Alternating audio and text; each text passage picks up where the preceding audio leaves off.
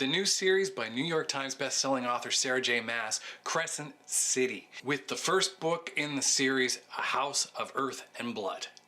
The first book in Sarah J. Maas's new series called Crescent City.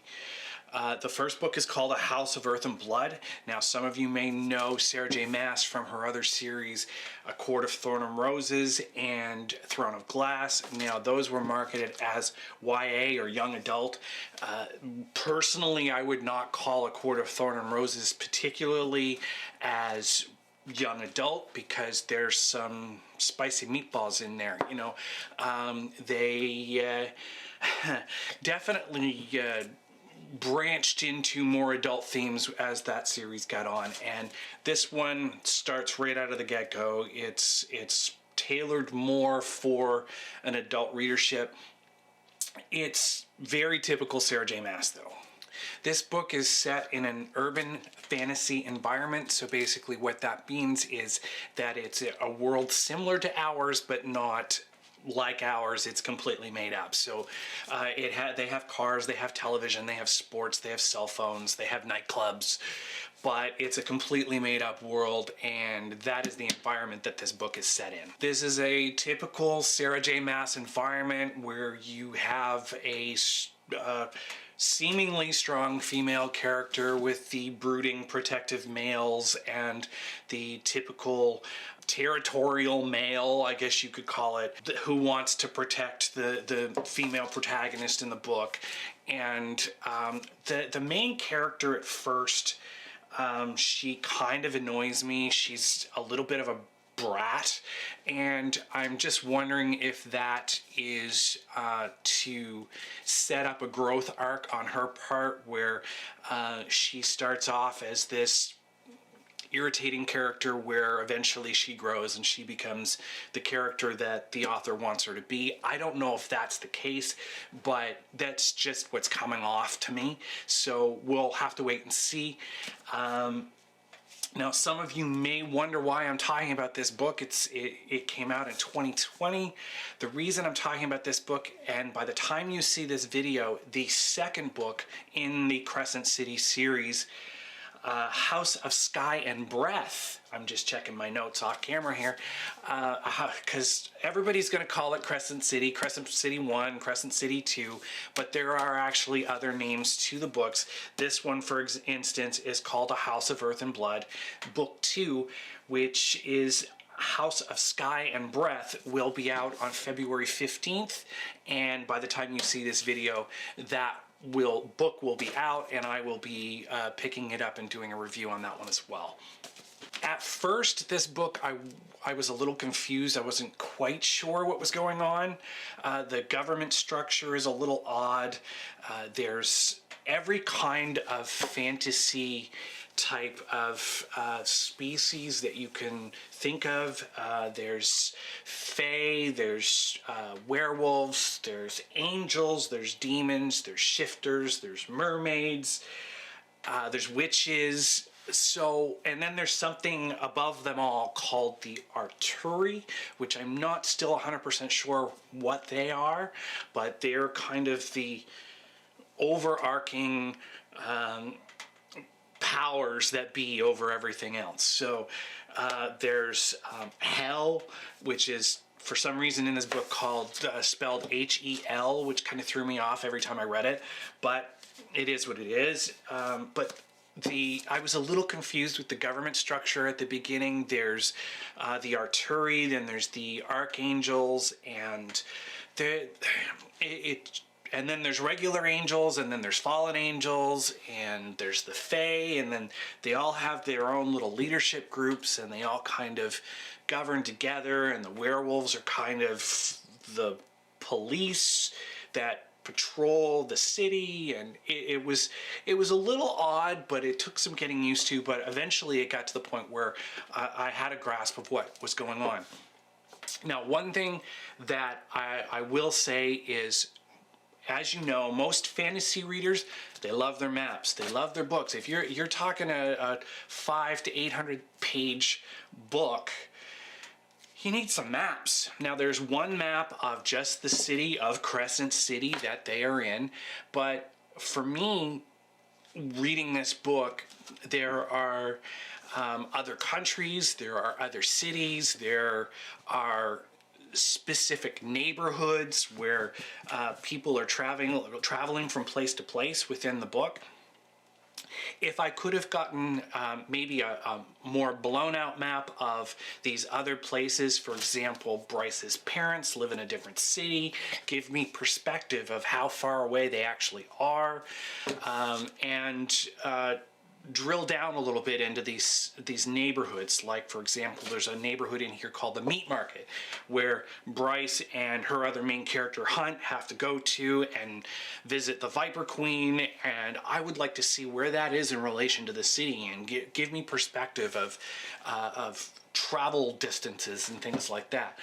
Because when you're in a completely made up world, there is no concept of distance. So give me that in a map. A few chapters into this book, there is a catalyst type event where there is some death, and that pretty much creates the catalyst for the rest of the book. It sets up the whole storyline for this book, so be prepared for that.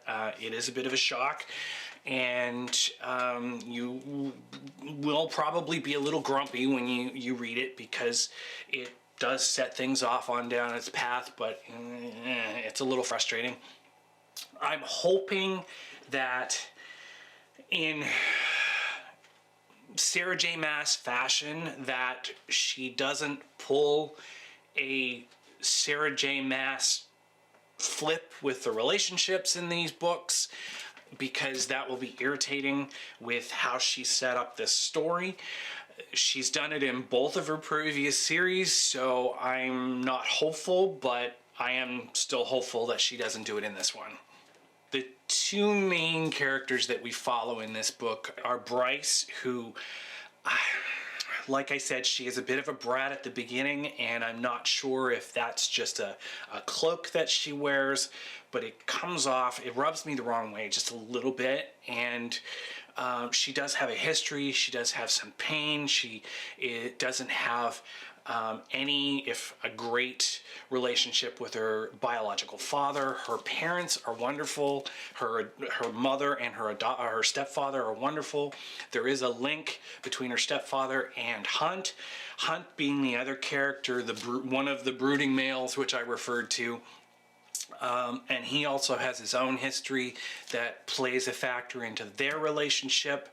I'm trying to keep this as spoiler-free as I can, and we basically follow those two throughout the book, with some other characters like Rune coming in, who is Bryce's stepbrother from the Fae side of the world, with Bryce being a half-breed.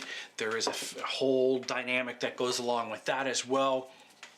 There's interesting powers from each of the different species that you will see throughout the book.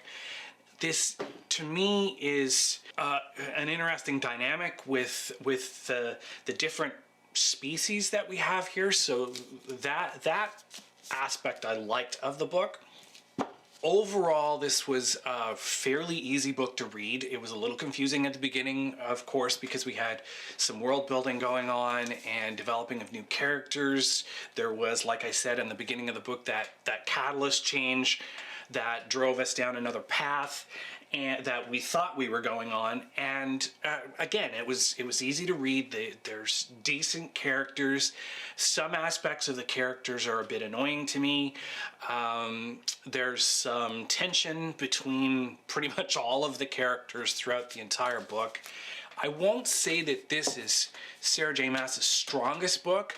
If I had to rate it out of 5, I'd probably put it middle of the road, like 3 out of 5, because it is the first book in a new series.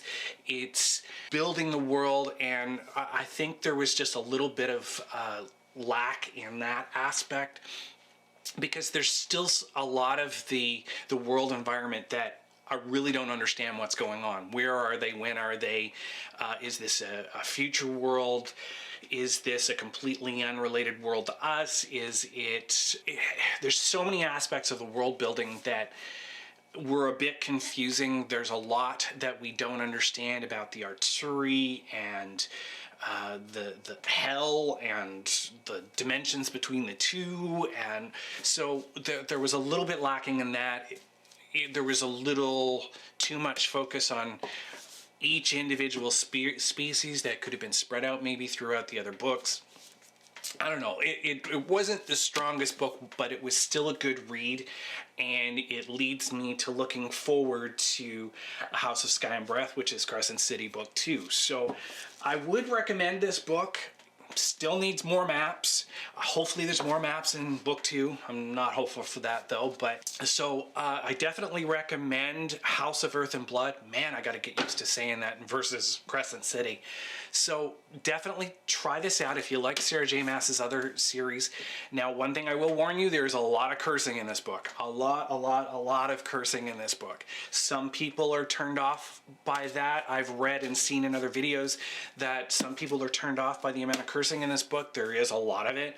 I don't know if that was Sarah J. Maas's twist on turning this into an adult series by adding more cursing in it, but there is a lot in here, so just be prepared for that. If that's something that turns you off in a book, just be forewarned that there is a lot of it in here. So but I would recommend this, and I'm very much looking forward to book 2. So check out Crescent City book 1, A House of Earth and Blood. I got it right, and I will see you again next time.